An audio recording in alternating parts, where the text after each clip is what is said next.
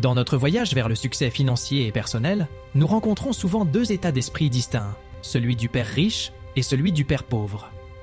Le père riche incarne la mentalité de l'abondance, de l'investissement et de la recherche de l'indépendance financière, tandis que le père pauvre représente la mentalité de la sécurité, de la stabilité et de la dépendance financière. Le père riche nous enseigne l'importance de l'éducation financière et de la prise de risque calculée. Il nous montre que la richesse n'est pas seulement une question de revenus, mais plutôt de gestion intelligente de nos ressources et de nos investissements. Il nous encourage à sortir de notre zone de confort, à investir dans notre éducation et à prendre des risques calculés pour atteindre nos objectifs financiers. D'autre part, le père pauvre nous rappelle l'importance de la prudence financière et de la gestion responsable de nos ressources. Il met l'accent sur la nécessité d'avoir un revenu stable et sécurisé, ainsi que sur la gestion judicieuse de nos dépenses et de nos dettes. Bien qu'il valorise la sécurité financière, il peut parfois nous limiter dans notre croissance et notre potentiel d'abondance.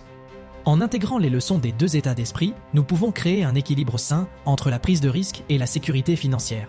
Nous apprenons à être courageux dans nos décisions, tout en restant prudents dans nos actions. Nous comprenons que la richesse ne vient pas seulement de ce que nous gagnons, mais aussi de ce que nous faisons de notre argent. En fin de compte, le voyage vers le succès financier et personnel est un voyage d'apprentissage et de croissance. En adoptant une mentalité d'abondance et de responsabilité financière, nous pouvons créer la vie de nos rêves et atteindre notre plein potentiel. La clé est d'être ouvert aux leçons de nos expériences et de continuer à progresser sur le chemin de l'indépendance financière et de l'épanouissement personnel.